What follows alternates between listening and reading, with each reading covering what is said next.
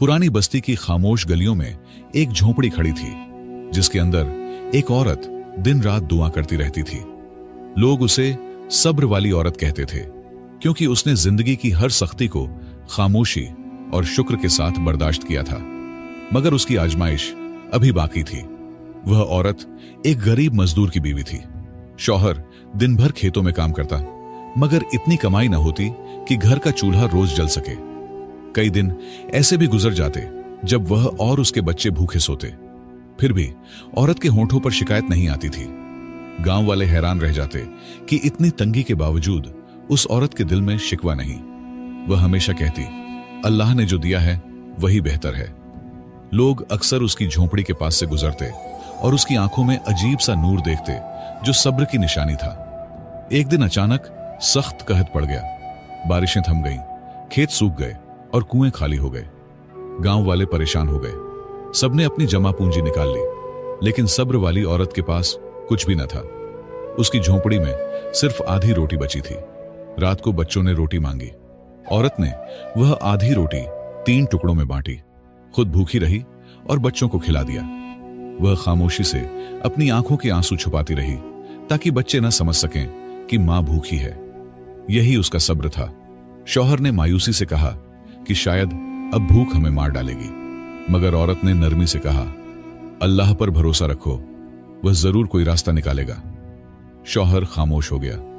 औरत के अल्फाज में ऐसा सुकून था कि दिल मुतमिन हो गया। गांव में अफवाहें फैलने लगीं कि कुछ काफिले शहर से आ रहे हैं, शायद खाने का सामान लाए। सब लोग पर उम्मीद थे, मगर सब्र वाली औरत ने दिल ही दिल में सोचा कि अगर अल्लाह ने चाहा तो रिज़्क आएगा, अगर ना चाहा तो यही भूख उसकी आजमाइश है। अगली सुबह उसकी झोंपड़ी पर दस्तक हुई। बाहर एक मुसाफिर खड़ा था। वह भूखा और थका हुआ था। औरत के पास कुछ न था, लेकिन उसने अपने हिस्से की बची कुची सूखी रोटी भी मुसाफिर को दे दी। उसके बच्चे हैरान रह गए कि मां खुद कैसे सब्र करेगी। मुसाफिर ने रोटी खाकर शुक्रिया अदा किया और कहा कि वह कल वापस आएगा। बच्चे मां से पूछने लगे, हम तो खुद भूखे हैं, आपने अपना हिस्सा क्यों दे दिया? औरत ने जवाब दिया, जो अल्लाह के लिए देते हैं वह कभी जाया नहीं होता। उस रात औरत ने बिना खाए सजदे में वक्त गुजारा। आंखों से आंसू बह रहे थे, मगर जबान पर यही दुआ थी, या अल्लाह हमें सब्र अता फरमा और रिज़्क में बरकत दे। उसके दिल को एक सुकून मिला, जैसे कोई अनदेखे हाथ ने उसके जख्म पर मरहम रखा हो। सुबह का सूरज निकला तो बस्ती में मायूसी का बोझ और बढ़ गया। कहत ने सबको कमजोर कर दिया था, मगर सब्र वाली औरत फिर भी वुजू करके नमाज में खड़ी हो गई। उसकी झोंपड़ी खाली थी, मगर उसका दिल उम्मीद से भरा हुआ था। उसके शौहर ने कहा, आज मैं शहर जाऊंगा, शायद कुछ मजदूरी मिल जाए। औरत ने मुस्कुराकर कहा, अल्लाह तुम्हारे कदमों को बरकत दे। वह जानती थी कि सफर आसान ना होगा, मगर उसके दिल में भरोसा था कि मुश्किल के बाद आसानी आती है। दिन भर वह अपने बच्चों के साथ भूख में सब्र करती रही। कभी उन्हें किस्से सुनाती, कभी उनके सर पर हाथ फेरती। बच्चे भी मां की बातों में सुकून पाते। भूखे होने के बावजूद उन्हें लगता कि मां के अल्फाज ही उनका खाना है। शाम को दरवाजे पर दस्तक हुई। वही मुसाफिर फिर लौटा था जो कल आया था। उसके हाथ में एक छोटी सी थैली थी। उसने कहा, ये कुछ खजूरें हैं, कबूल कर लीजिए। औरत ने शुक्र अदा किया और सबसे पहले बच्चों को खजूरें खिलाईं। जब बच्चों के चेहरे खुशी से चमकने लगे तो औरत की आंखें भीग गईं। उसने अपने हिस्से की खजूर दोबारा मुसाफिर को दे दी। मुसाफिर हैरान होकर बोला, आप खुद क्यों नहीं खाती? औरत ने बस इतना कहा, मेरा दिल भर गया है, अल्लाह मेरा रिज़्क देगा। गांव वाले ये सब देखकर सोच में पड़ गए। वे हैरान थे कि यह औरत भूख में भी दूसरों का ख्याल रखती है। कई लोग अंदर से शर्मिंदा हुए, क्योंकि उनके पास कुछ था, मगर वे किसी को देने के लिए तैयार न थे। औरत का सब्र उनके दिल बदल रहा था। रात के वक्त एक अजीब वाकया हुआ। औरत ने ख्वाब में देखा कि एक बुजुर्ग नूरानी चेहरे के साथ उससे कह रहे हैं, बेटी, तुम्हारा सब्र अल्लाह के अर्श तक पहुंच गया है, तुम जल्द ही रहमत देखोगी। यह ख्वाब उसके दिल में नई हिम्मत ले आया। अगले दिन शौहर खाली हाथ लौटा। मगर उसके चेहरे पर अफसरदगी न थी। औरत ने उसे तसल्ली दी, मायूस ना हो, अल्लाह के खजाने बेहद हैं। उसके अल्फाज ऐसे लगे जैसे अंधेरे में चिराग जल गया हो। शौहर भी फिर मुतमिन हो गया। इसी दौरान बस्ती में खबर फैली कि एक काफिला शहर से आया है और वह गरीबों को अनाज बांट रहा है। लोग दौड़ते हुए वहां पहुंचे। सब्र वाली औरत के शौहर ने भी वहां जाकर खाने का सामान लिया। यह अल्लाह की रहमत थी जो सब्र के बाद आई। जब सामान झोंपड़ी में आया तो बच्चों की खुशी देखने लायक थी। औरत ने सबसे पहले सजदा किया और कहा, यह अल्लाह का वादा है, सब्र के बाद आसानी है। उस लम्हे सबको यकीन हो गया कि इस औरत का सब्र ही असल खजाना था जिसने इस घर को बचा लिया। काफिले से मिला हुआ अनाज अभी कुछ ही दिन चला था कि अचानक गांव पर एक नई मुसीबत आ पड़ी। चोरों का एक गिरोह रात के अंधेरे में बस्ती पर हमला कर बैठा और कई घरों का सामान लूट लिया। लोग चीखने लगे, डर और अफरात फरी फैल गई। सब्र वाली औरत की झोंपड़ी भी न बच सकी। चोरों ने उसका अनाज छीन लिया। बच्चे रोने लगे। शौहर बेबस बैठा रहा, लेकिन औरत की आंखों से एक आंसू तक न निकला।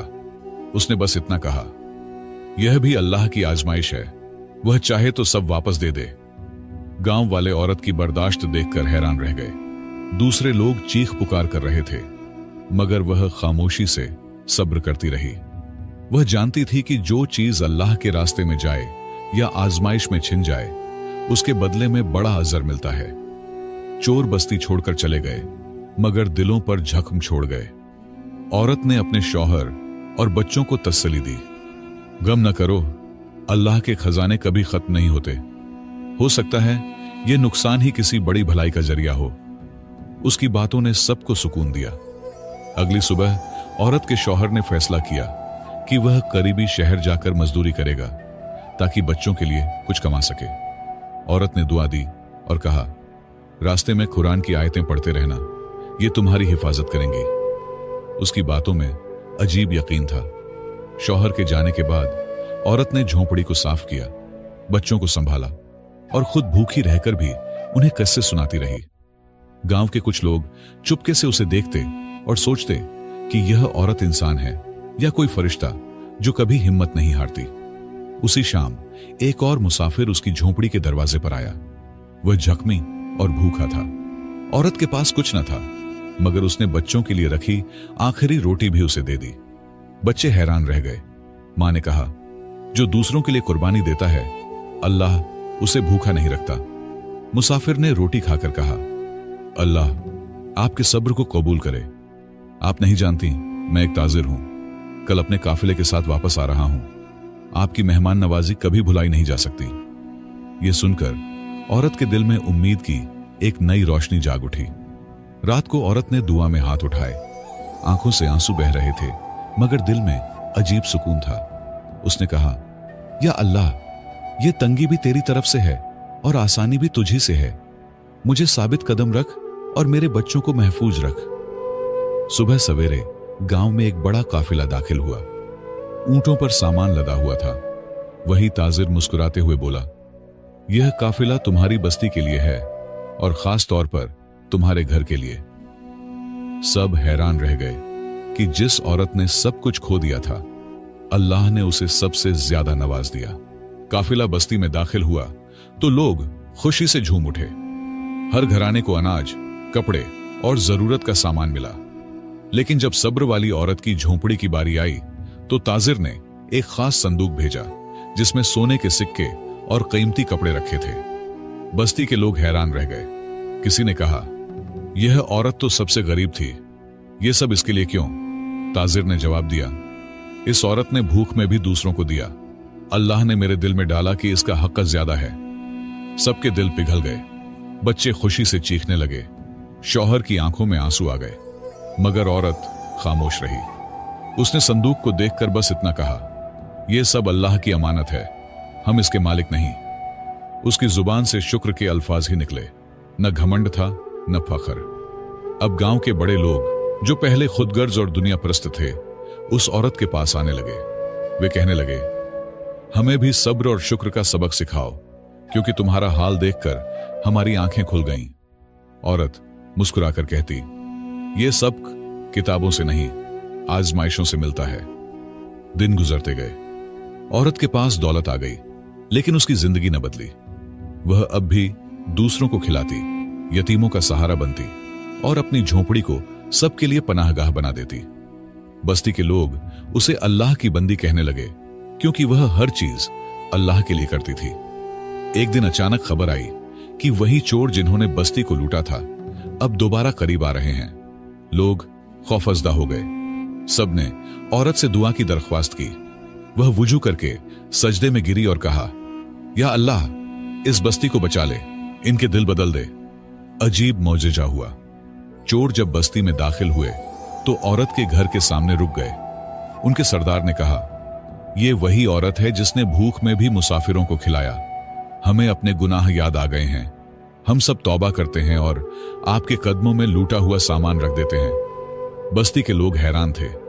चोरों के दिल बदल गए और वे नेक बन गए। सबने कहा, यह औरत वाकई अल्लाह की वली है, जिसके सब्र ने सबके दिलों को बदल डाला। लेकिन औरत ने कहा, मैं कुछ नहीं, यह सब अल्लाह की ताकत और उसका फजल है। लेकिन कहानी का सबसे बड़ा मोड़ तब आया जब ताजिर ने ऐलान किया कि वह मुसाफिर जिसे औरत ने भूख में रोटी दी थी, असल में खलीफा के दरबार से भेजा गया खुफिया कासिद था। वह औरत के सब्र की आजमाइश लेने आया था। यह सुनते ही सबकी आंखें अश्कबार हो गई। यूं बस्ती वालों को समझ आया कि असल दौलत सोना या अनाज नहीं, बल्कि सब्र और शुक्र है। औरत की आजमाइश ने पूरे गांव को बदल दिया। अंजाम यही निकला कि जिसने भूख में भी दूसरों का सहारा दिया, अल्लाह ने उसे दुनिया और आखिरत दोनों में इज्जत अता की।